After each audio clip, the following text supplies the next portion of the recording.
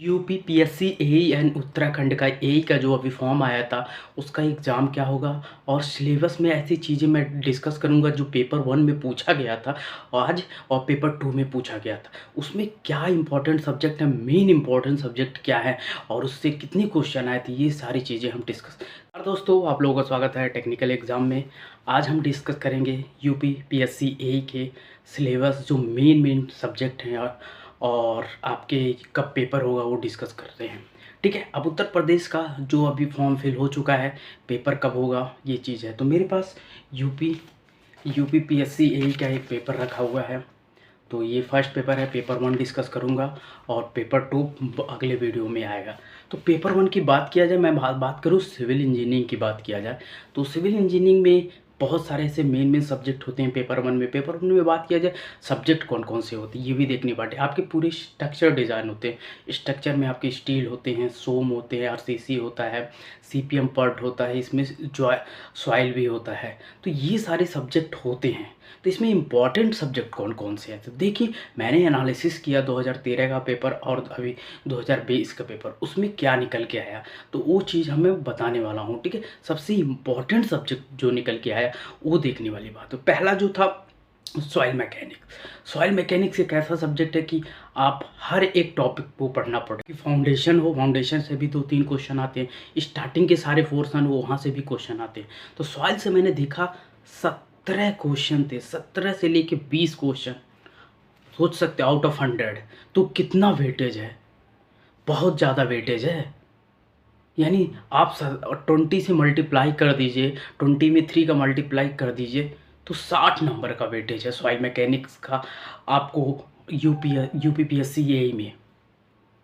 ये चीज़ आपको समझ, सॉइल को इसलिए डीपली पढ़ना पड़ेगा, बेसिक भी पढ़ना पड़ेगा क्योंकि न्यूमेरिकल भी पूछता है।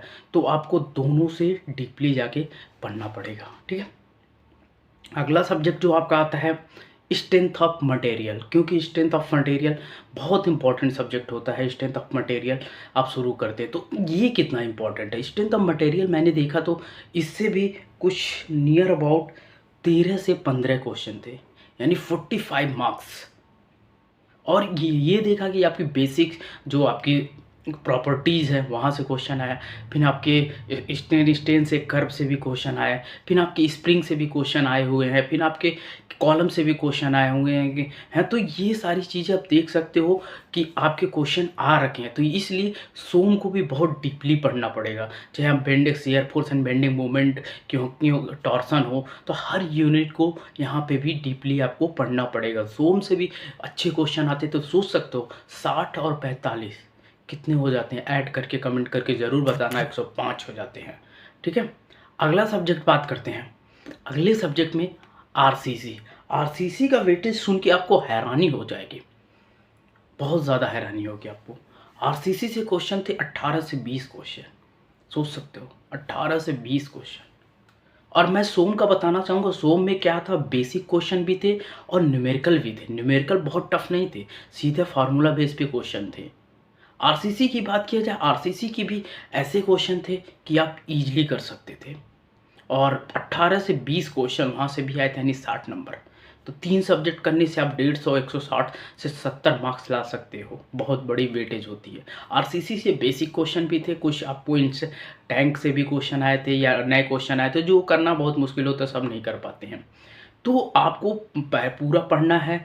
आप चाहे प्रीस्टेज की बात हो या बेसिक वैल्यू बात हो, आपको बेसिक वैल्यू पे ज़्यादा फोकस करना है, क्योंकि आपकी जो आईएस कोड होती है उससे भी क्वेश्चन आते हैं। आईएस कोड कौन कौन सा यूज होता है, जैसे डेड लोड के लिए कौन सा यूज होता है, लाइव लोड के लिए कौन सा यूज होता है, विंड लोड कौन सा, स्नो लोड, इस सारी चीज़ें क्वेश्चन पूछता है इस टाइप का। तो आपको ये भी एक सब्जेक्ट इम्पॉर्टेंट दिखता है। ओके, आगे बढ़े। अभी स्टील की बात किया जाए, स्टील भी एक बहुत इंपॉर्टेंट सब्जेक्ट है। स्टील से भी अच्छा क्वेश्चन आया था, 10 क्वेश्चन नियर अबाउट। और आपको यहाँ थोड़ा सा बेसिक से आपको हाई लेवल पढ़ना पड़ा। आपको यहाँ पे प्लास्टिक एनालिसिस से 2 क्वेश्चन आए थे, इसलिए प्लास्टिक एनालिसिस बहुत ज़्यादा इंपॉर्टेंट हो जाती है। उसके बाद आपकी पड़ती है बीएमसी। बीएमसी को बहुत डीपली पढ़ना गाइस। बीएमसी से भी 10 से 12, 15 क्वेश्चन से ऊपर 15 क्वेश्चन थे। तो ये वो थ्योरी वाले थे, तो आप उसको पढ़ सकते। सीमेंट से आया था, कंक्रीट से आया था, टिम्बर से आया था, ब्रिक से आया था, ये सारे टॉपिकों को मिला के आता है। ओके